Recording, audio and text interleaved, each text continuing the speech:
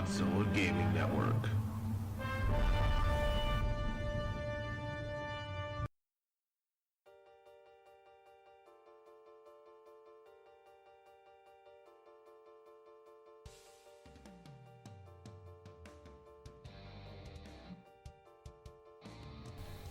Hey guys, welcome to the GGN Blogcast. My name is Tommy, your host for this episode, and we have a special guest with us this week. He's an up-and-coming YouTuber by the name of Raymond Strazdas, who's going to be giving us a little insight on what he's doing, what's up next for him, and the like. It's a fun interview, so I hope you listen in. This is the Godzilla Gaming Network Blogcast, bringing you the latest in gaming, technology, comics, film, television, and pop culture. And this is brought to you by the Gear Network. Make sure you go to shopgear.com and pick up all your gaming accessories and needs.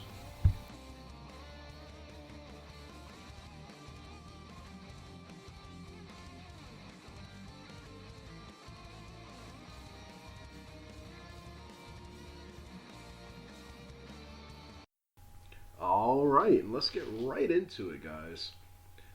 If you still haven't caught them all, you still have plenty of opportunities, you still have plenty of chances, because on the official Pokemon Go Facebook page, Niantic, the developer, has announced that Adventure Week will be starting today, Thursday, May 18th. Now, Adventure Week, as stated by them, says that players will be able to encounter more Rock-type Pokemon and get more items from Pokestops and a lot more details. Now, we covered this briefly on the website, linking to the official Niantic page. The event goes from today, May 18th, from 1 p.m. Pacific, 4 p.m. Eastern, to May 25th at the same times. Now, it's interesting to me because I feel like Pokemon Go has kind of lost its luster over the year that it's been out, but at that same time, there's still plenty of players, still plenty of avid Pokemon Go users that are still being active and still going out there and still catching Pokemon. So for them, this is something nice because you rarely see Rock-type Pokemon in urban settings. And it's rare, unless you're in a place like New York City, that you would see Pokemon like Onix and stuff like that. But now you can find Pokemon like Aerodactyl, and all of those fun Rock-type Pokemon that you normally wouldn't encounter. So good on Niantic for keeping up with it. Also this week in the news, Xbox One, Microsoft more specifically, has announced that the Xbox One has a backwards compatibility sale starting. And I can't even say it's starting, it's now ongoing. There are over 275 backwards compatible Xbox 360 games that are discounted by up to 75% available for sale. And some of those include Red Dead Redemption, which is available for $12, Call of Duty Black Ops 2 available for $20, Grand Theft Auto 4 available for $10, Star Wars The Force Unleashed, which is free right now if you're a gold subscriber. Battlefield Bad Company 2 is $5, Skate 3 is $5, and then you have Gears of War 3 for $5. Those are just some of the games available. And this sale goes on until May 22nd. So, my question is, which game do you pick up first? I personally might pick up Red Dead Redemption just to get myself back into the feel of the game.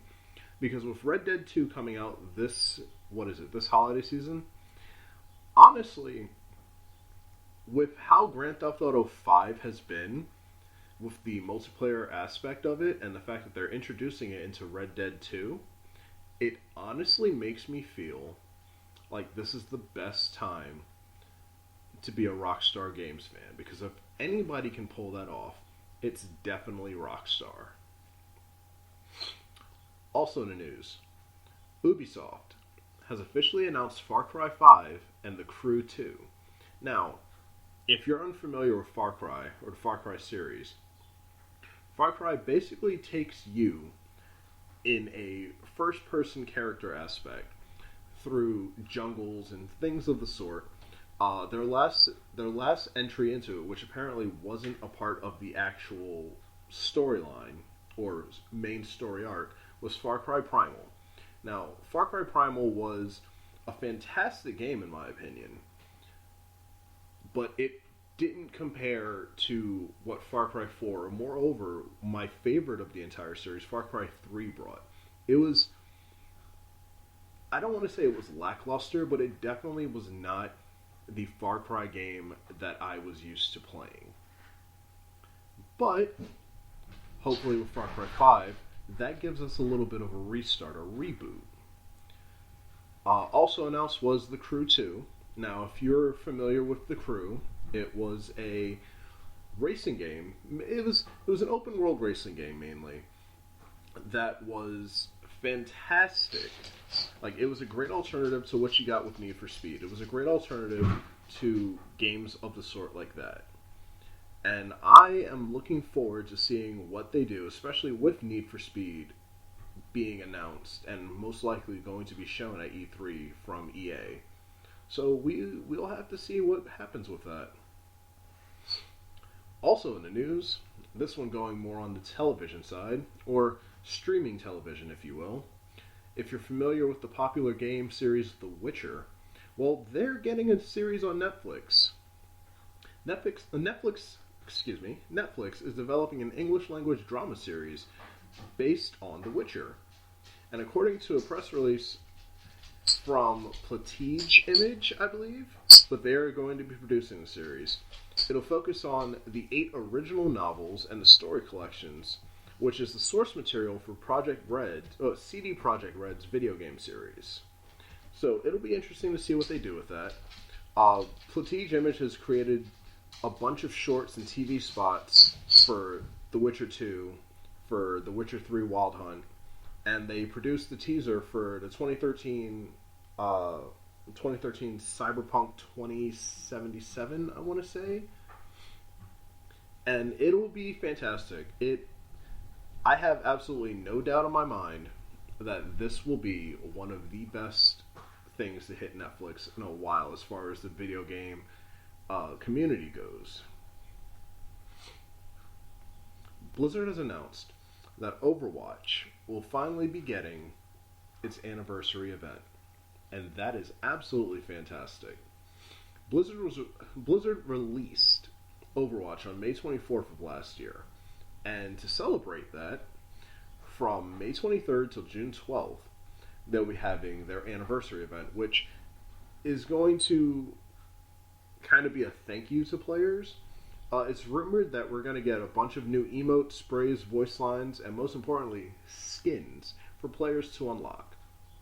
Now, along with all this in-game loot, Blizzard's also releasing a digital Game of the Year edition, which will include the base game, the various Origin skins that were originally included in the Origins edition, and 10 free loot boxes.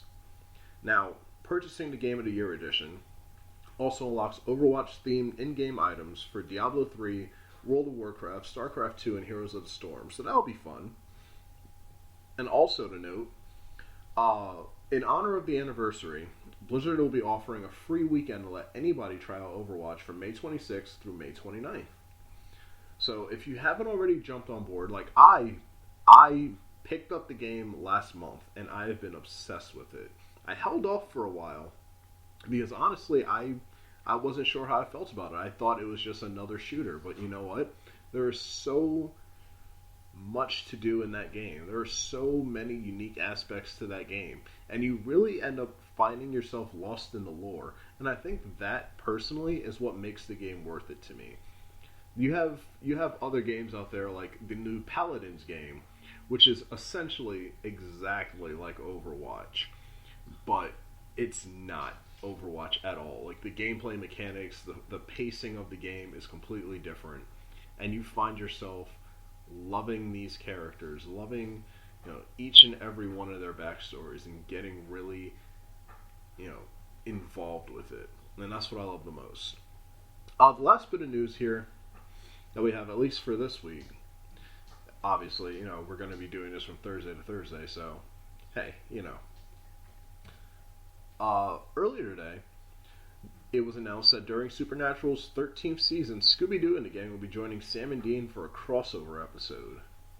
Well, jinky Sammy. CW announced the event at its Upfronts presentation on Thursday morning. The episode will feature animated versions of Sam and Dean solving mysteries with Scooby, Shaggy, Daphne, Freddy, and Velma. At this point, there hasn't been any info as to when the episode will air or what crime the team will be aiming to solve, but it's Supernatural and Scooby-Doo. It's very hard to mess it up, and I'm honestly looking forward to seeing where they go with it. In case you didn't know, Supernatural was renewed for its 13th season back in January, way ahead of any other CW programming. So that goes to show you what faith they have in the series, and honestly, can you blame them? Sam and Dean Winchester have honestly been two icons of this generation. I honestly have not come across anybody who has not liked Supernatural, and it's gonna be hard to see them stop it whenever they finally do decide to stop. That's all the news we have for right now. We're gonna kick it off with a message from our sponsor, and then we're gonna go into our interview with Ray. Take care, guys.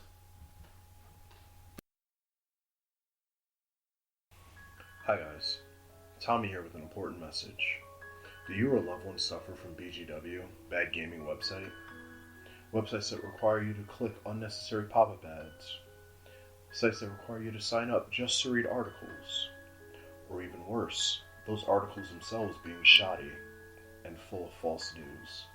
Well, have no fear because there is a cure, and it's right here at the Godzilla Gaming Network, where we provide quality content, no pop-up ads, no subscription fees, and most importantly, we give you real news. So please, do yourself a favor and check out www.godzillagamingnetwork.com for all your news, tips, information on technology, comic books, video games, and pop culture. Hey guys, Tommy here from the GGN Blogcast, and I'm here with Raymond Strazdas. Is that correct? Is that how we pronounce the name? I always wonder this. It is Strazdas, but you're pretty close, a lot closer than a lot of other people. And he's an up-and-coming YouTuber. He has a lot of projects in mind. He has a great channel that I enjoy watching daily. And welcome to the show. Thank you so much. I am excited to be here. Well, Ray, tell us about yourself. Sure. So my name is Ray Strazdas, and what I do is I basically make YouTube videos. And what I've been doing is I've been working with a lot of brands, so Nintendo, and actually Nintendo's probably the biggest one that I've been doing like a lot of stuff with. And E3 is coming up in the pipeline, so it's going to be a lot of fun. I just got the invite to go to that, and there's just like also tonight there's a clothing launch for the Uniclad, I believe it is, and they're launching some new designs, so I'm going to be attending that. And it's just, I don't know, it's been a whirlwind of some awesome opportunities.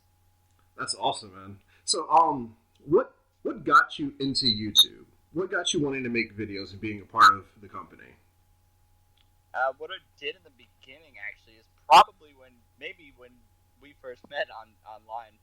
Backyard wrestling is what I started doing. Good times. Yeah, definitely.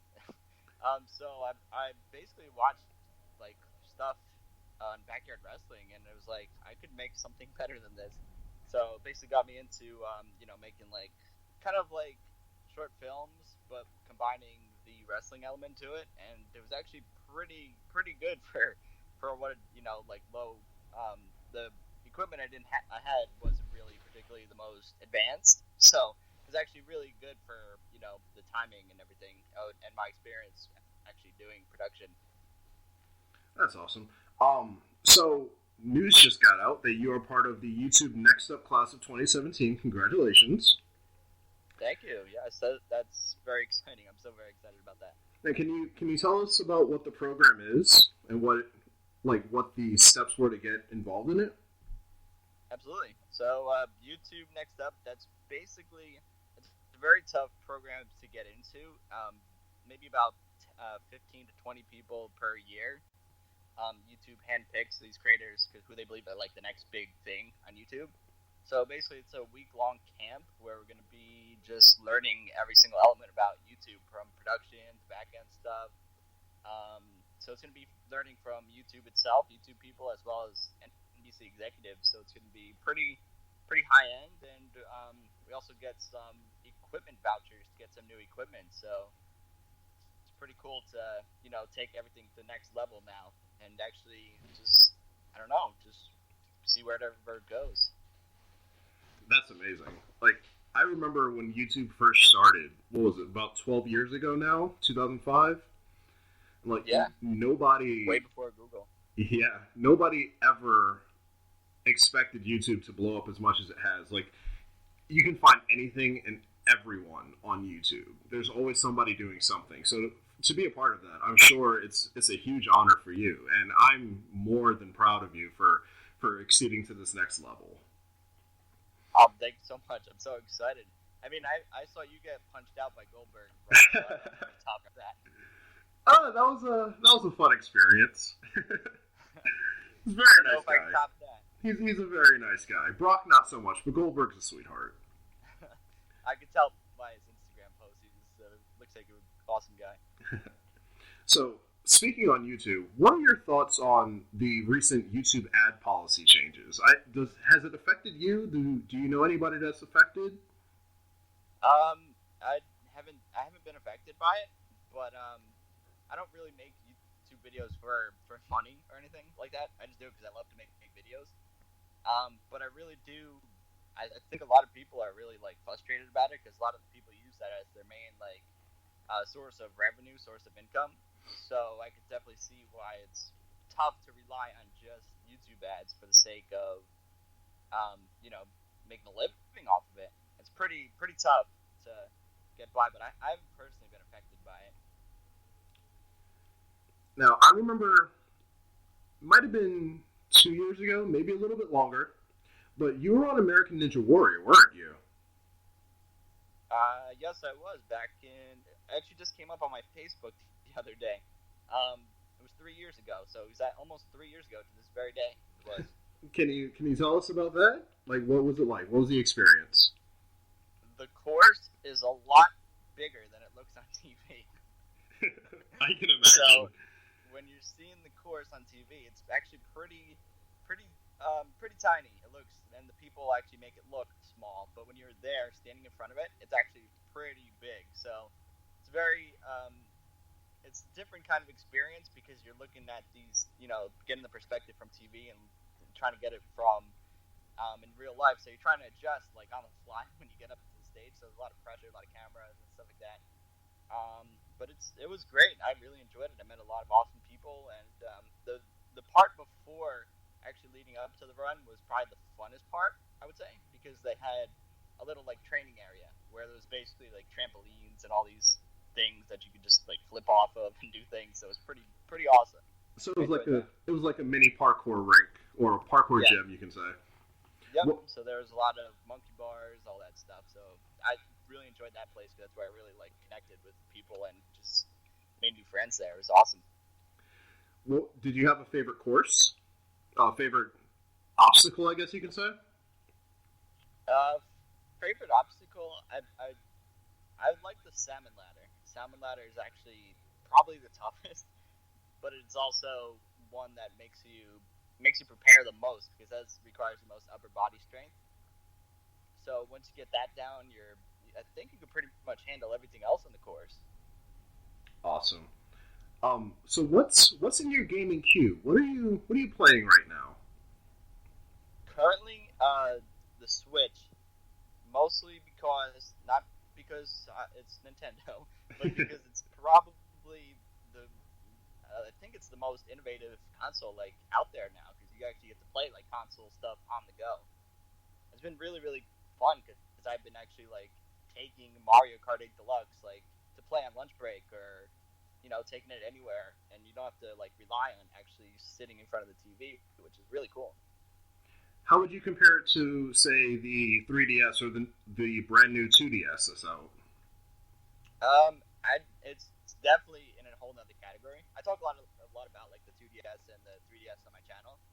A lot of people like seeing that and like hearing about it. So basically, the Switch is a whole nother level from the other ones because it's basically a home console that you get to take on the go. And I think that's what really separates it from the two. It's the most expensive of the bunch, $300, but you're still getting the next generation games rather than playing on I believe the 2DS and 3DS still have like a 240p screen, so it's very low resolution, and you're not really getting like the full like HD like experience that you're getting on the Switch.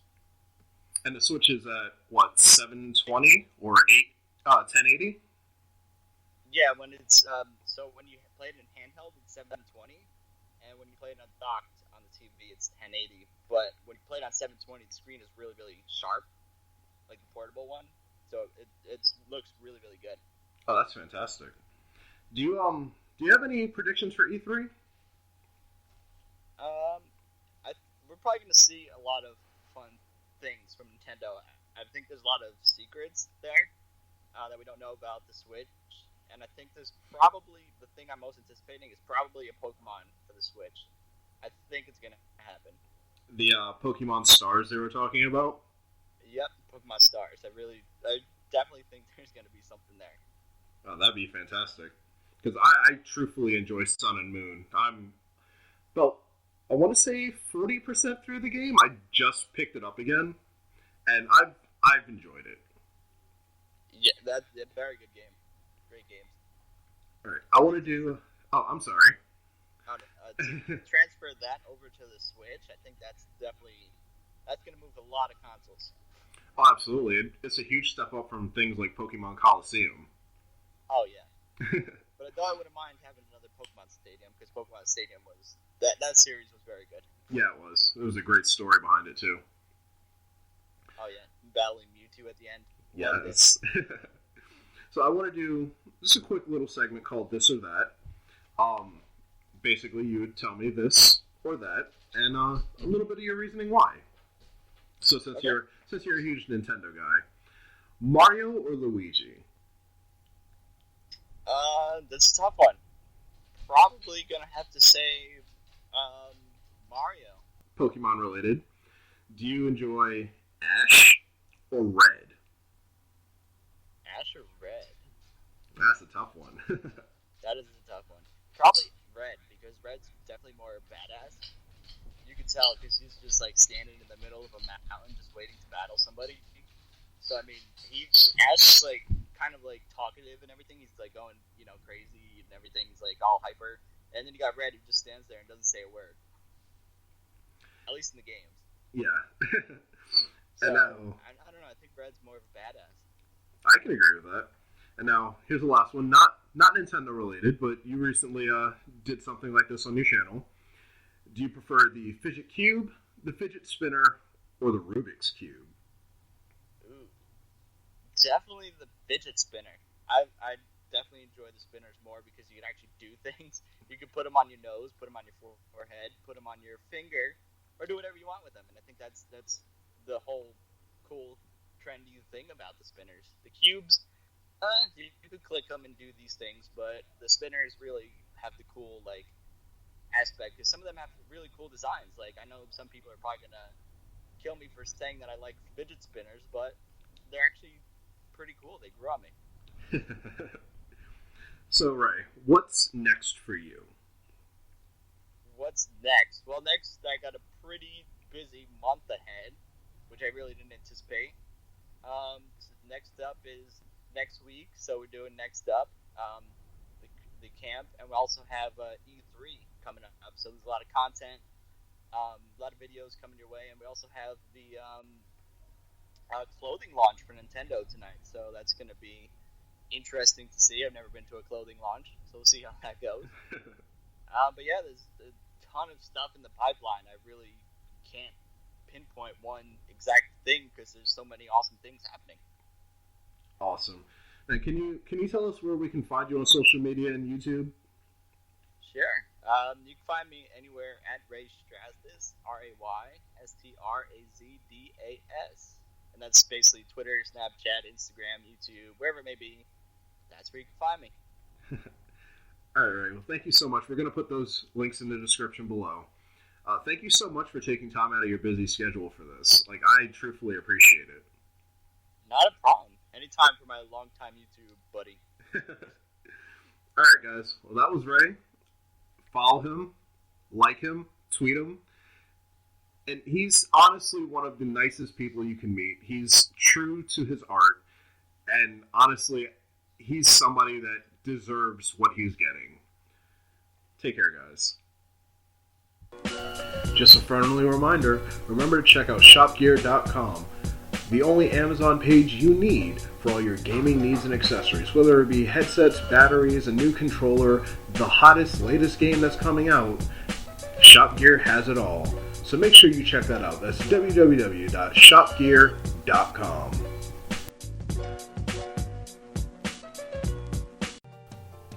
Alright guys, well, that was it for this episode of the GGN Blogcast. Once again, my name is Tommy. I'm looking to do this on a weekly basis, so if you guys enjoyed, please give it a like, give it a share, spread the word, anything to help our network grow. And I'll catch you guys on the next one. Take care.